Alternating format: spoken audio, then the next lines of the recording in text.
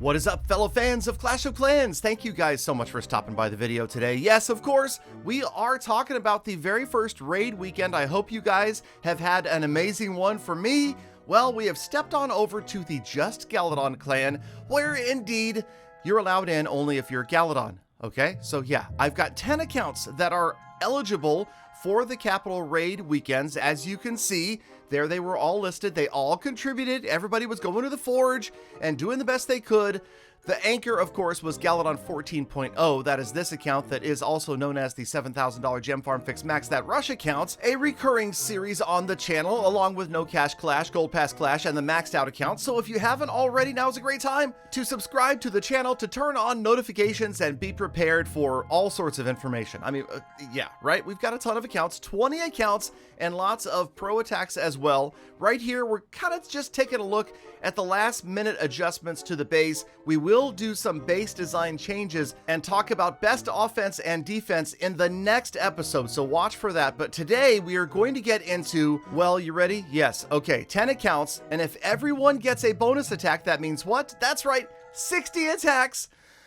Oh boy. All right, so I can't promise you guys we're going to do this every weekend, but if you do like seeing this 1v10, 1v50 style content, please do leave a like on the video. All right, so bottom right corner, Galadon 14.0 is the first to attack, and I only brought barbarians and archers for this one, even though, yes, we have unlocked giants and battle rams. I'm not sure what the thought was here, but it was just, you know, let's go in full YOLO. We remembered that we were probably going to have to do 60 attacks. This was going to take several hours, and I just kind of wanted to get things done, right? So in we roll, and we quickly learned that, yes, you gotta try to get those battle rams. Now, of course, if you watched my last video where we just barely got to Capital Hall 2 in time, you'll know that, okay, did you see the bomb that destroyed the archers there? Learn from my mistakes. You'll know that you only have barbs and archers unlocked right away. You've got to upgrade those barracks in order to have the other units to use. And as you can see here,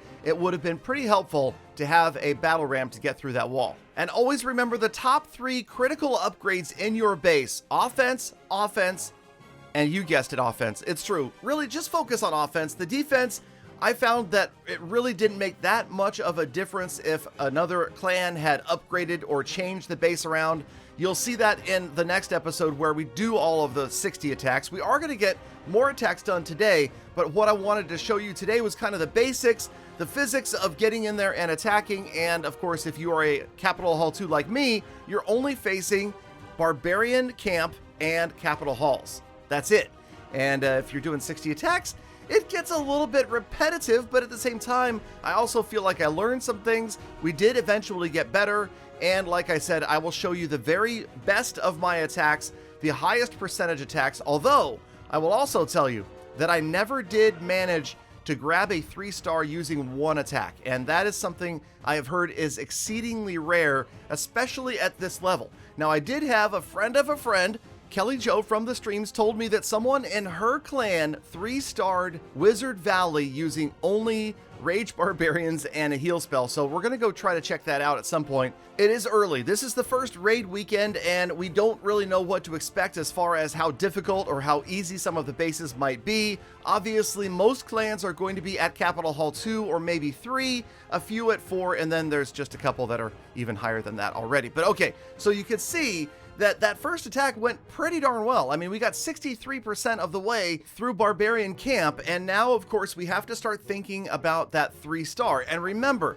at least until all of your clan members have had a chance to 3-star, try to let it go if you've already 3-starred and you're, say, pretty close to getting a 3-star on a base. For instance, this is my second attack, so I haven't had a triple yet. We're going to roll in here and hopefully grab the 3-star. And also, by the way, you guys, I found that a 2-attack win was the most common. There were occasionally bases that I hit or districts that I hit that took 3 attacks, and then there was one Capital Hall that took me 4 attacks to get through, and I will show you that one as well, just so maybe we can all copy it.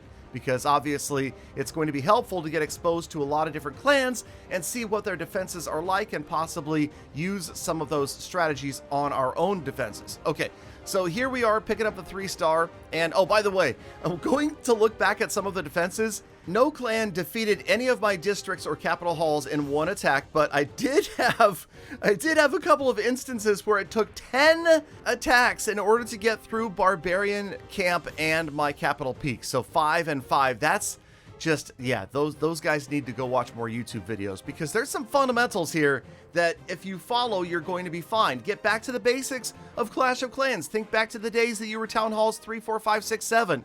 You know, you're focusing on damage soaking units out in front. And again, that is why it is so critical to unlock Giants and, of course, the Battle Ram as soon as possible. Although I'll also tell you, Giants do a great job of bashing through walls, as long as they're not getting melted by multiple defenses. Okay, so we wiped out Barbarian Camp in 2 attacks. We have 4 remaining because it is 6 now with the bonus, and we're going to go ahead and hit this capital peak, even though I've already tripled, because we obviously know there's a really, really slim chance, maybe 0, that we could 3-star this capital peak on this attack. So we're pretty much just setting it up in hopes that we can rotate to the next account. And in a case where it's a bunch of different players in a clan, obviously you would leave it for somebody else to pick up the 3-star, and ideally everybody is going to get 6 attacks. So the most attacks that a clan could have would be 300 in any given raid weekend. Now for me in this clan, I only have 10 active accounts that are eligible, right? Town Hall 6 or higher, and I'm not really that eager to force any of these accounts to get up to Town Hall 6 so that we can do more attacks, right? It's just, no, I'll be honest, I do enjoy the 1v10 wars. They get repetitive as well. This is super repetitive, especially because about 75% of the clans that I end up facing during the whole raid weekend use the default base. And obviously you want to give yourself a little bit of an advantage. Go ahead and get in there, and we will do that in the next episode again and shift things around. Do what this clan did. This made it a little bit harder. I believe this one takes 3 attacks to get through instead of 2, but again, I did run into a capital peak that took me 4 attacks.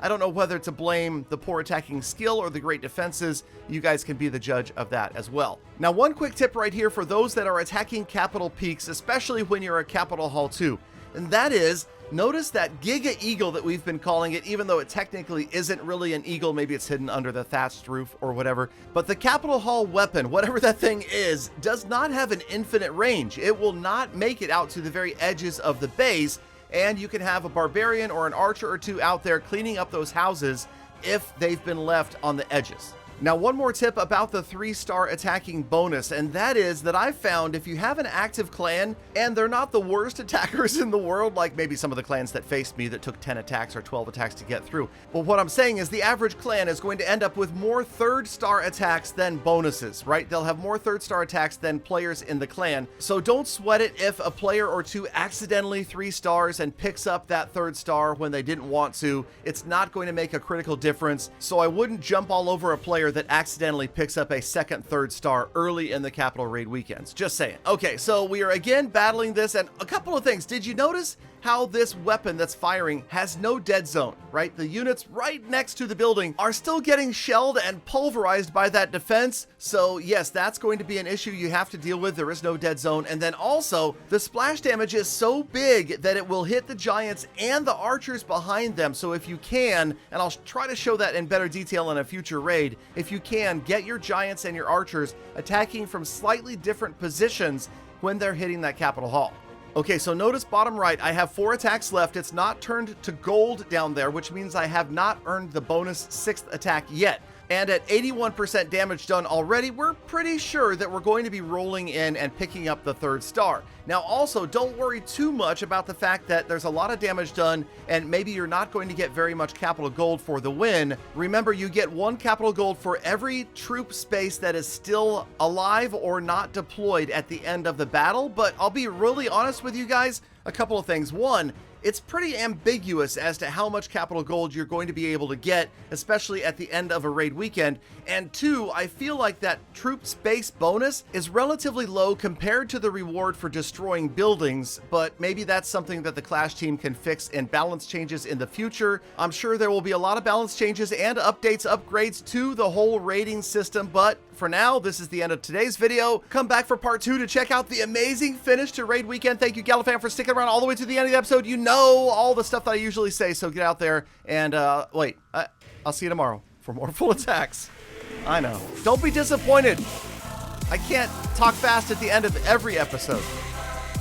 I mean, I could, but I choose not to. And now I'm talking into Peter's time. Galadon, So sorry, Galadon, sorry, what Peter. are you doing? Stop talking. It's my turn.